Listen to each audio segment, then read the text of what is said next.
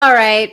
Good thing we have trimming capabilities. Hello, good evening, and welcome. My name is Karen Kane. It is Wellness Wednesday, and I am coming at you kind of late. It's still Wednesday, though. Tonight, we're going to talk about controlled drinking and self discipline and alcohol. So, a little bit about me if you've never come across me before. I am 6 years in recovery, but I wasn't always this way. I am now a religious science practitioner, a certified booty yoga instructor, and I am also a transformation coach. I just got a new license actually for a New Jersey state life producer license. But I used to basically live my life completely revolving around alcohol and where am I going to get my next drink and how can I incorporate this into my day, my life, my everything, my marriage, my child, my job, and eventually after multiple times of being sober for a while and then convincing myself that I could have one sip, I could control it. I could have a glass of wine or two and no problem. It never turned out well. It did not turn out well. And so that's why I wanted to talk about this evening because we can tell ourselves and convince ourselves a lot. Our mind is so powerful. And honestly, the most important thing, honestly, I believe in this life is really to learn how to calm the mind and control the mind. Control the mind, meaning don't let it go down the rabbit hole.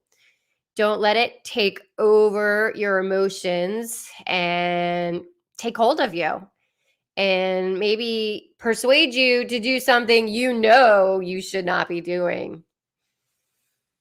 So, control drinking. I don't believe there is such a thing. And if you go to ask a normal drinker, you know, or listen to a normal drinker or go out with a normal drinker, well, you can have a beer, right? That's not like alcohol, it's just a beer. They have no clue. They do not know what it is like to be an alcoholic and have that obsession to drink and to keep drinking, to keep drinking. And just to give you a heads up, Instagram, I'm on a stream. So I've got two cameras going on. I'm also recording a podcast as well. So the podcast is called Sovereign Sobriety. You can find that on multiple platforms. If you are a Spotify person like myself, you can find it on there as well. So check out the previous episodes. I've been doing them for a while, on and off, but now I'm doing it more consistent and focusing on my experience with alcoholism and how I can help others because I know my journey has been long and painful. Long and painful. Oh, my eyes just started burning when I said that. That's intense. But with my faith, I'm 6 years sober, and I'm a pretty kick-ass mom these days. So, amen. God is good. Okay, so the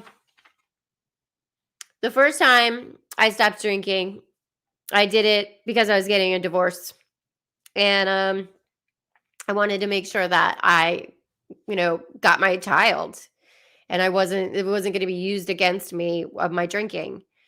And the night that my divorce went through, my dad was visiting And he was like, "Oh, let's go celebrate with some champagne." And I had been sober for I think that time it was like almost 8 months or 8 months. And I was like, "Oh, so excited, thinking, oh, I made it through the divorce. And yeah, what better way than to celebrate with some champagne with my dad?" And yeah, you know what? That was it. That took me down the rabbit hole again. That took me down again. And I'm trying to think. Oh, and you know what? The next time, the reason why I got sober was because I was a complete embarrassment at my son's christening, to my whole family, my in-laws and my ex-husband's family, the church. I mean, oh my gosh. Whew. Yeah. So at that point, my parents are like, "You have a problem. We think you need help." And I mean, I knew I did. Did I want to get help? I mean, that's that tough point, like, okay, what does that mean I need help? I don't want to go to AA. That's not for me. And I'm trying to think, when I did go to AA, I went like one meeting a week, and that is not going to do anything. So if you think you're going to AA meetings and you're helping yourself and you're an alcoholic, no, you need to go to a lot more AA meetings. One a week is not going to do it. It's not going to do it at all. So eventually this time, just to cut to this time I got sober, this time 6 years sober, I did 90 meetings in 90 days. And if I missed a meeting, I would double up the next day to make sure that I was staying up to 90 meetings in 90 days. And honestly, I mean, it worked. It worked. So, I mean, among other things, I'm going to be talking about this more and more and more, because what I realize is this is what I can offer, the world, because I lived it and it went on way too long. Whew. Again, I get teary eyed. Okay. So the second time, so then I was actually found this program. It was an online program, and it had material. There was like reading suggestions, like workbook, and then I would have a call with a therapist once a week. And that sort of started me tapping into more spirituality. I was reading The Power of Now, Eckhart Tolle, which was an amazing book. It's an amazing book if you've never read it. But as in I was actually working on me and in the inside of me, and healing, because I was talking to a therapist, I was doing the work. And so that seemed to be, and then I started getting into health and fitness. So I started working on myself. But that therapist left me. And I have abandonment wounds from childhood. And so this person that I had latched onto and started to like heal and feel, open with, this person, this therapist, they left. And that really didn't serve me well. And I know we can't rely on anybody else, but at the time, I was relying on this person, and I loved this person because they were really helping me and guiding me and setting me on the right path. And so then I was no longer doing sessions. One night, I was dating someone who lived with my son and I at the time, which I never should have been doing because I had just gotten divorced. So I went from one relation to the other to the next relationship to fill the void within me because I had no love for myself, which I knew nothing about. I had zero self-worth. So I knew nothing about self-worth. I knew nothing about um self self-love and self-worth. I knew nothing about. And so one night, my boyfriend and I, we go out to dinner, and he orders a beer, and I was like, it was probably like I don't remember exactly, but yeah, exactly. I so I got Instagram on the other camera here. Yeah. So I looked at his beer, and it looked really refreshing. It was like the kind that I would really like. It was probably like a Hefeweizen kind of thing. And I was like, "Ooh, what if I had a sip?" And I even texted that therapist, even though we weren't still working together. And I said, can you have like one sip? Can you have like a sip? And his answer wasn't. It was kind of vague. And it was sort of like, well, some people are able to do that. And it wasn't like, no, don't have a drink. Like, don't take a sip, which, looking back at it now, I wish I had been told, no, you can't ever have a drink. But it didn't play out that way. So I had a sip. And then maybe I think I had another sip. And my boyfriend at the time was just like, oh shit, like, what is she doing? And this time I almost had a year of sobriety. Yeah. So progressively, I went further and further and further and further down the rabbit hole. To the point where I was hiding little bottles of airplane vodka. I was drinking vodka before driving to work. I would have like straight up pure peppermint extract in my car so that I would put that on my tongue and try to like get any smell of alcohol off of me. And I would go to work like kind of shaky, my hands would be shaky. My anxiety was crazy. I was in this intense job.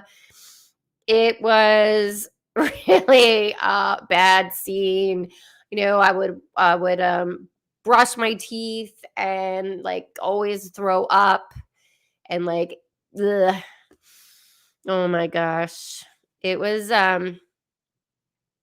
it was rough. It was rough. And so um what I never really knew or was told is, you can't like I had to learn the hard way that, I couldn't have any, like none. Because you know what? You don't get drunk if you don't pick up a drink. You don't get drunk if you don't pick up a drink. And so when I finally got to the bottom of the bottom of the bottom for the third time, like this was my third time for me to say, okay, so I planned it out. I mentally put it on the calendar. Okay, like January 1st, New Year's Eve after midnight, this is it. Like you're getting sober for real. You're gonna that's it. Like you have no choice. You need to be a mom. You need to step up your game and get a better life, like have a better life. And so that's what I did. And 30 days, like a month, not quite a month into my, the first month of sobriety. So I was doing the 90 meetings in 90 days. I signed up for a program, the transformation program that I'm now certified to coach in. So it was a FitLife.tv transformation coach program. It was a 90-day program. And um, I also became certified. So I did the program and I was learning to train it and become certified.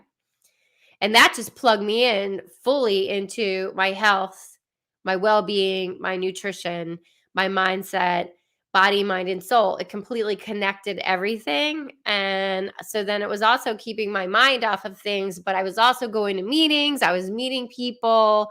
And oh yeah, probably I don't know how long into the relationship, probably like yeah, right around when I started doing that transformation, maybe 2 months into it, my boyfriend said he was leaving me.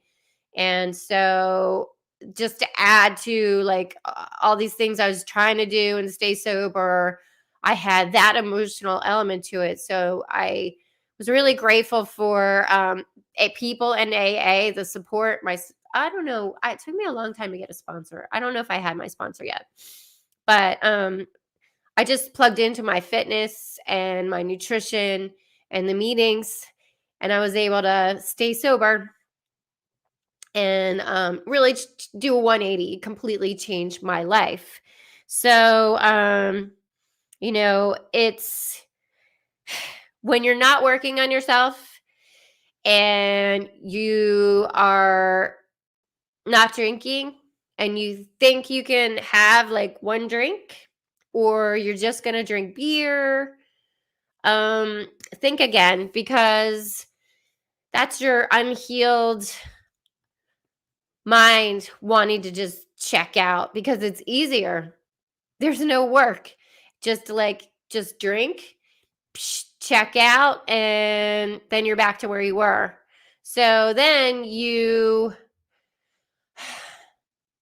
got to start all over again, or you're going to keep going down the rabbit hole. So how many times are you going to go down the rabbit hole until there is no, you're like, I was killing myself, right? I was literally killing myself. And my blood pressure was high. I was like throwing up all the time. Apparently I've screwed up my teeth because the enamel is like worn off. It's almost like I was like a bulimic, where I guess because I would throw up and then not brush my teeth because I'd pass out. Yeah, I really screwed myself up. Luckily, my health today is great. Um, so I'm blessed beyond, they say like a life beyond your wildest dreams. This is true. I mean, if you would have asked me 6 years ago if I would have been a certified religious science practitioner, a transformation coach, a certified or certified transformation coach, a certified Buddha yoga instructor, and now a New Jersey State life producer, no, I would have been like, that's crazy. That's nuts. But yeah, that's what's happening. So, and I have my own companies and a lot of really cool things that are going on right now. And so that's why I'm stepping up my game to help people because my time drinking was way too long, from 15 to 45. Oh Lord, but they say, the ones who have like the toughest journeys, end up being the brightest lights. So, am I glowing? Am I glowing yet? Oh man. The light is within each and every one of us. It's already there. We just have to tap in and definitely that's why I became a religious science practitioner, because I want to help people heal. I was very, very unhealed. I was very, very wounded, and I'm still, working on. I'm still, we're a work in progress all the time. So, yeah. So if there's anything that I can do to help you. I'm also, my website, you can actually go to my website, KarenKane.com. You can schedule a free consultation, 15-minute consultation. You can also schedule a 1 hour practitioner life coaching session on my website. I do have a new client discount. I'm not sure if I have that set up on the website yet. It's all kind of like I just transferred over to it. So everything's new. So, what I would recommend is that you go there, sign up for the newsletter. Also, May 1st, I'm going to be hosting Live Your Best Life Sober 21-day challenge. So, if you're interested in that, definitely go to the website, sign up, and you'll be notified through an email the details about that. So that's it, guys. It's Wellness Wednesday. Today, I plug into body, mind, and spirit all day long. Because I wasn't spiritual before. Before, let's see, the first time the second time I got sober is really when I started to get more spiritual in 2013. In 2013 is when I started to get more spiritual and tapping in. But we are all works in progress. We are doing the best we can with what we've got. We all ultimately just want to be loved, but we are love and we're all connected. And so I know that God is within us. God is within us. We will not fail. If there's anything I can do to help you, let me know. I'm here and sending you lots of love, peace, and namaste. See you guys. Thank you for watching. This is also broadcast